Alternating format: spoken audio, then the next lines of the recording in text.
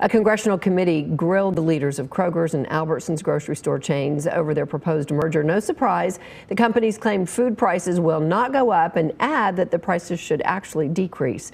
Fox 4's David Centendry reports. A $25 billion deal for Kroger to purchase Albertsons and create a supermarket giant is under the microscope of the Senate Judiciary Committee's antitrust panel. Won't Kroger feel less competitive pressure to keep prices low? Kroger's CEO says the deal, announced on October 14th, will allow shoppers to save money. Our commitments are to lower prices starting day one, continue investing in our associates and stores, and doing even more in our communities than either of us can do alone. Albertsons CEO says the merger will allow them to keep up with major competitors. The best way to compete with mega stores like Walmart and highly capitalized online companies like Amazon will be through a merger with Kroger. However, the senior researcher for Consumer Reports, Sumit Sharma, is skeptical.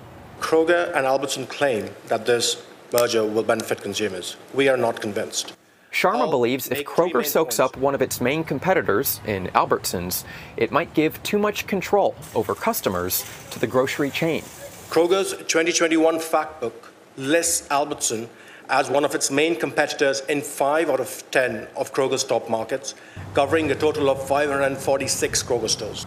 I am concerned that if guardrails are not in place, long-term competition and thus consumers could be harmed. A representative of the National Grocers Association says the merger could put mom-and-pop grocers out of business.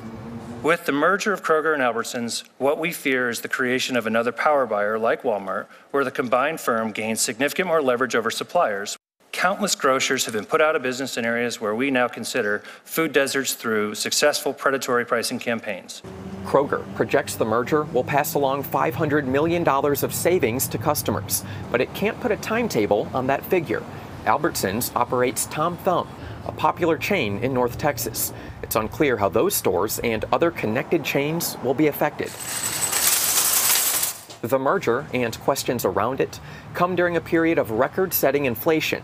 Some senators point out that even during these trying times, Kroger has passed along costs to customers. And your operating profit increased from $2.8 billion in 2020 to $3.5 billion in 2021. That's a 25% jump. Sadly, many consumers have started reporting that they now have to choose between buying groceries to feed their families and putting gas in their cars to get to work. The deal is expected to close in 2024. Congress does not have to approve the deal. Reporting, David Centendry, Fox 4 News.